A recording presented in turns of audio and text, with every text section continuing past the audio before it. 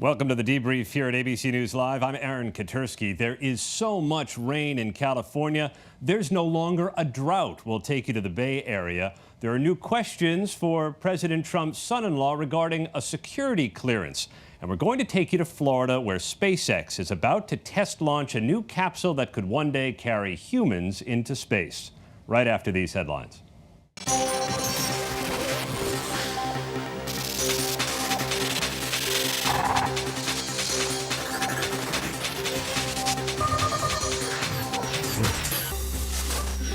Senate opponents of the president's national emergency declaration on border security believe they're very close to having the votes to overturn it. The House already did.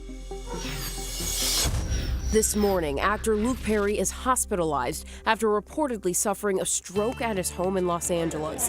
The Los Angeles Fire Department responded to the actor's home Wednesday morning with dispatch audio referring to a stroke patient. Get 102, rescue 78, stroke. A rep for Perry tells ABC Luke Perry is currently under observation at the hospital. There is an outpouring of support on social media, including Perry's former 90210 co-stars. Shannon Doherty shared this old photo. Pakistani officials have just brought an Indian pilot captured from a plane shot down in Kashmir to a border crossing so he can be returned home. Two countries have been in a tense standoff over the last few days. 8 years after the raid that killed Osama bin Laden, the U.S. government now has a price on his son's head. The State Department is offering $1 million for help finding Hamza bin Laden. Officials say the younger bin Laden has become one of the leaders of al-Qaeda. He's been considered a specially designated global terrorist since 2017. Collision at sea. Authorities in South Korea say the captain of this Russian cargo ship was drunk when the ship crashed into that bridge. No one was hurt, but the crash left a 15-foot hole in the bridge. The ship also reportedly hit a cruise ship. 3, 2, 1, go! In one of the most popular dog sled races in the world kicks off this weekend, the Iditarod covers about 1,000 miles. The prize for first place, $50,000.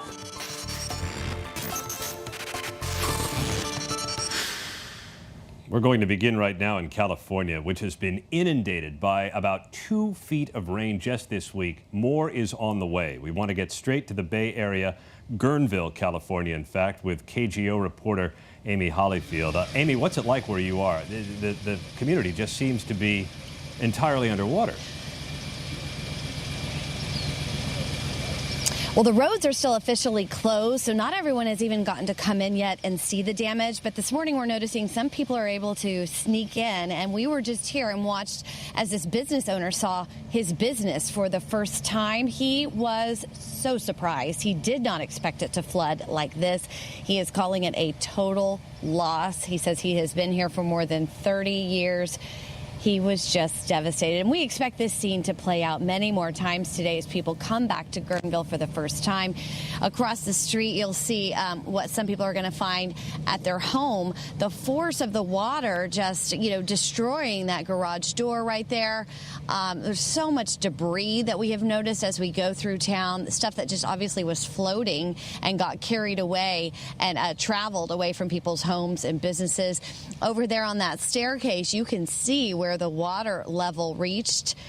You can see where, the change in color in the wood there. There was just so much water, and it was just shocking to people who say they've lived here for so long. They expect floods, but they've never seen anything like this.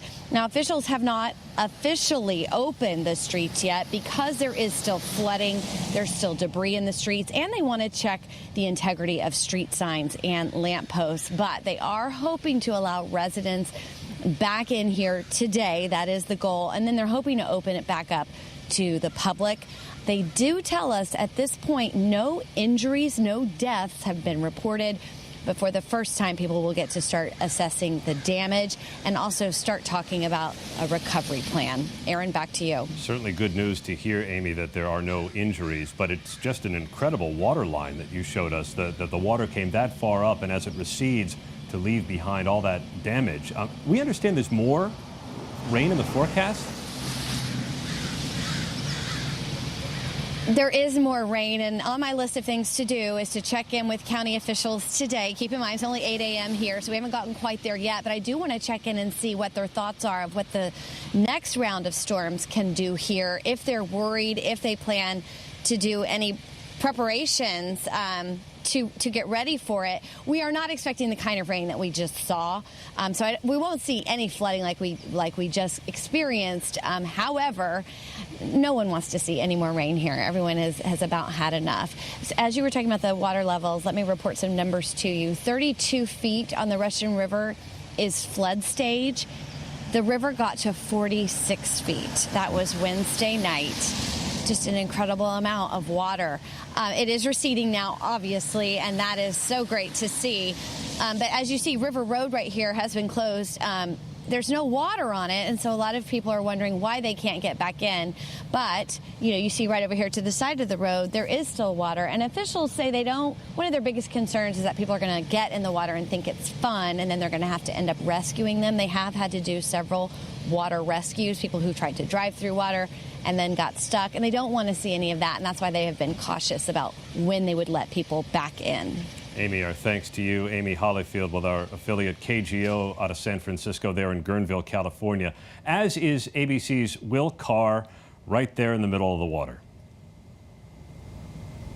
Good morning, Aaron. The governor's declared a state of emergency for 5 counties here in California after rain pounded this area. These floodwaters have started to drop significantly. You can see the top of this white sign that is smeared with that murky brown substance, but you still have homes and businesses in this area that are swamped. We're in Guerneville. This is the first time that we've been able to get here. It was landlocked, basically turned into an island for more than 24 hours. Parts of this area got more than 20 inches of rain in just over 2 days. Now, as we're walking along here, I want you to check out this putt-putt course. You can see that T-Rex over there. This kind of takes me back to my childhood, except for you can see the putt-putt course is just totally swamped with all of this water.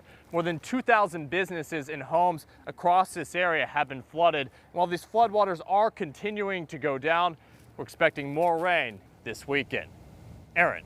ABC's Will Carr from Guerneville, California, and the stunning images there. Will, our thanks to you. We want to move now to Washington, where President Trump's son-in-law, Jared Kushner, is facing new questions after the New York Times reported that President Trump ordered Kushner to get a security clearance despite concerns and objections from his own intelligence officials. The New York Times has laid all of this out, and it contradicts what the president and Jared Kushner's wife, Ivanka Trump, have said in the past.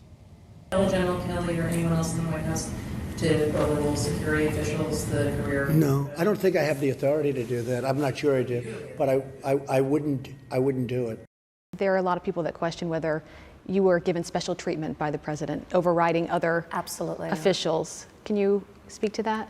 There were anonymous leaks about there being issues, but the president had no involvement pertaining to my clearance or my husband's clearance. Zero.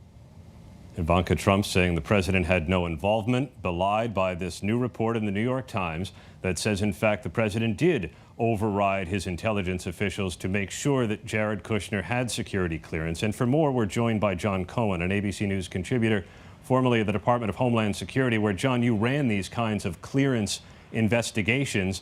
Is this unusual that the president would get involved like this? It's highly unusual, Aaron.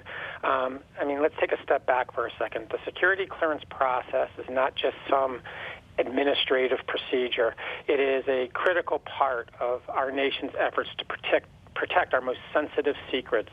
And people who are provided top secret clearances, like the ones that Jared Kushner would have been provided, they're subject to a rigorous background investigation. And those investigators are looking for any indication that the person who's receiving the clearance will safeguard these national secrets. And as importantly, they're looking for any type of information that would suggest that there's a potential that they have or could be potentially compromised by a foreign intelligence service. So it's highly unusual that once the security officials have made a determination that a person should be denied a security clearance, for the President of the United States to override that decision and grant the clearance to a person who's been deemed high risk. But in theory, John, can't the president give a clearance to whoever he wants, or at least have the material that he wants that person to view declassified? Yeah, absolutely. The President of the United States is the ultimate authority. He has the right to overrule the security officials who made the determination that a clearance shouldn't be provided. And the President, quite frankly, has the right to hire anyone he wants to advise him. But just because the President has the authority to override the determination of the security official doesn't mean from a national security perspective it's the right thing to do. And there are real concerns that by granting a clearance to somebody who has been deemed high risk, that you are elevating the risk that our national secrets could be disclosed. But there's another problem. And the problem is that because somebody who's been deemed high risk has been given a clearance, people within our own intelligence community or representatives from foreign intelligence services may be less willing to share sensitive intelligence with the White House because they fear that information will be disclosed. John, do we have any sense as to what intelligence officials were concerned about when it came to getting Jared Kushner the clearance that the president wanted? Well, relying only on public reporting, one of the issues that I'm sure that concern them is that during the background process, Jared had to resubmit or revise his background packet, which means that he failed to provide information. And during the background investigation, what investigators are looking at are two things. Is there anything in the person's background that would suggest that they have unusual relationships, that they have tenuous financial ties, they were involved in illegal activity, or they were involved in other types of behavior that would cause question about whether they would adequately safeguard material. But what they're also looking for is honesty. And one of the number one ways that a foreign intelligence service will recruit an individual is to find something that they're keeping secret, something that they perhaps haven't disclosed on their background investigation form. They will then threaten to disclose that information, causing embarrassment to the person, and use that as the way to get the person to either provide them sensitive information or to do other things on behalf of that intelligence organization. John Cohen, an ABC News contributor, formerly of the Department of Homeland Security. John, thanks for your insight. As Congress now, especially the Democratic majority, is prepared in the House to take a look at this issue of security clearance for Jared Kushner. This may also come up, of course, on the campaign trail as the 2020 race heats up. Even in this early stage, we have a new entrant, and so we want to turn to ABC's Mary Alice Parks, our deputy political director, because Jay Inslee, the governor of Washington, is coming on board into this 2020 crowded Democratic field. What do we know about him?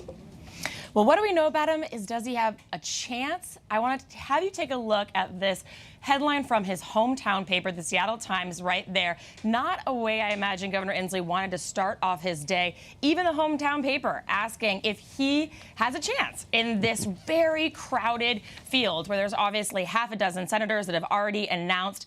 My 2 cents, Aaron, is that, of course, he has a chance. He has a shot. He's a sitting governor. So even though he doesn't have that national name ID that some of those senators enjoy, he's going to be able to stand up there on a debate stage and say, look, I've run a government. I've done this. I've been an executive. Still, it's going to be an uphill battle for him as he tries to introduce himself to the rest of the country. Something else important to keep in mind about him and his bid, he's trying to distinguish himself by running on climate change and making that issue the cornerstone of his campaign. In his announcement video today, he said, "We are the first generation to feel the sting of climate change and the last generation that can do something about it." He promised to be the only candidate willing to make it a #1 priority in his administration. We'll see if that makes him stand out in this crowded field. Other 2020 candidates seem to be actually banding together a little bit to work on issues around marijuana. This was interesting to me. There were 5 senators who are running for president, but are sitting Democratic senators who all signed on to a new bill yesterday that would legalize marijuana at the federal level. Now, we were just speaking about Jay Inslee, the governor of Washington. Marijuana is legal there in Washington state, but this bill would take it to a whole different level, legalizing the drug across the country. And it would also go as far as to expunge the record of people who had been convicted of marijuana-related misdemeanors in the past. I talked to Barbara Lee. She was one of the House members that introduced the bill on the House side. She called this nothing but a criminal justice issue and said that's what made it not radical in her eyes, but essential. ABC's Mary Alice Parks, our Deputy Political Director, our thanks to you. If you need a bit of a break from politics, we offer baseball, and we want to turn to Clearwater, Florida now and say hello to our friend Pedro Gomez from ESPN, who's with the Philadelphia Phillies, the team that just signed baseball's newest $300 million man. Even saying the figure, Pedro, is staggering for Bryce Harper. It really is, Aaron, and you know, this is only the third contract to reach $300 million in the history of the game, so that tells you how exclusive this company is that he has just reached. And this is, by the way, the highest of those three figures, so he is truly in special company. Now, the thing is that, you know, there's so much excitement here, but the excitement has spread to the city of Philadelphia, Aaron, because just since the announcement was made at 3 o'clock yesterday afternoon that they had come to an agreement, they've already sold well over 100,000 single game tickets at this point. So that tells you the level that Phillies fans have already embraced this move. And I was in the Phillies clubhouse earlier today when it was open, and I can tell you that they are ecstatic with this move. They've already made some big free agent and trade moves over the winter to really improve this roster. But adding Bryce Harper now at such a late stage here just is icing on the cake. And as Gene Segura told me when I asked him, what was your reaction? He's going to be the new shortstop for the Phillies this year. His reaction was, World Series champions.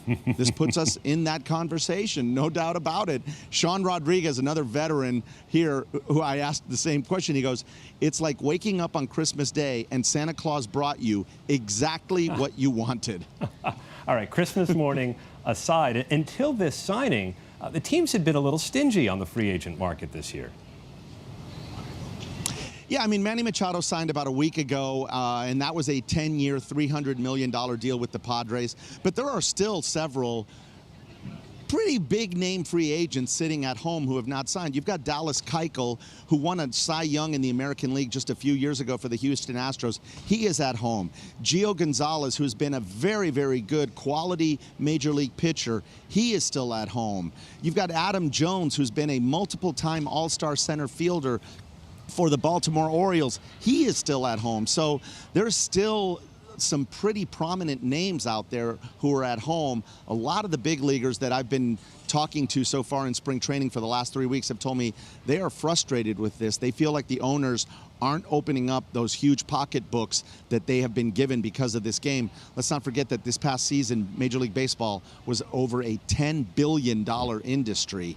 So they feel like, hey, we deserve our cut too. We're the ones on the field. So $330 million for Bryce Harper, a drop in the bucket. We took a look, by the way, Pedro, at what you could buy with $330 million in Philadelphia. 2.8 million cheesesteaks for each year of his contract. And if you're comparing, I don't know that he'd be in shape. Yeah, I don't know that he'd be in shape to play if he did that. But every plate appearance is going to be worth almost $45,000 just to step up to the plate. It's a staggering figure. And every time that we see one of these contracts, it is eye-popping. But as you say, it seems to be in line with baseball's economics these days. It really does, Aaron, to a large degree. I mean, look, if clubs couldn't afford it, they wouldn't be spending this kind of money. And let's not forget that on the global stage, when you look at the English Premier League in England, the top soccer league there, or the top soccer league in Spain or Germany, this is the level of contracts that the elite players receive. So it's, as much as it is mind-blowing and staggering to a lot of the American public, these are the figures that are doled out to the top level players. It's very few players who are in this stratosphere of contract. As I said a little while ago, there's only 3 players in the history of the game who have ever received a contract in excess of $300 million. So it's not a common occurrence by any means. You know, the majority of the players, the average salary is in the $2 million range, 2 to 2.5. That's the average salary. That is not the median salary. So there's a large chunk of players on each roster that are within the $500,000 to $1 million range, which is a large sum of money. But let's not forget that a lot of these careers last well short of 10 years. Oh, for sure. Pedro Gomez, the baseball reporter for our sister network, ESPN. It's good to see you with that sunshine and baseball behind you, Pedro. Thanks very much. We're going to bring you back up from Florida to New York, where that sound you hear is 1970s soft rock. The governor singing like Player and Baby Come Back, trying to lure Amazon to New York after Amazon pulled the plug on what was supposed to be a deal to bring 25,000 new jobs across the river from Manhattan. ABC's Whit Johnson is taking a look at the effort to woo Amazon back to New York. Whit? Aaron, New York City not giving up without a fight in its efforts to try to convince Amazon to build a second headquarters here. That proposed site in Long Island City, right over New York's East River here. And the Governor Andrew Cuomo, making it personal, speaking directly with founder Jeff Bezos, trying to convince Amazon to come back to the bargaining table to see if they can work out their differences, work out all the problems here. The governor, along with the city's mayor, really rolled out the red carpet for Amazon, complete with roughly $3 billion in tax incentives. In return, Amazon promising more than 25,000 jobs. Now, the company took the deal, but then abruptly backed out when some local leaders and New Yorkers expressed their outrage. They thought the city was giving up too much.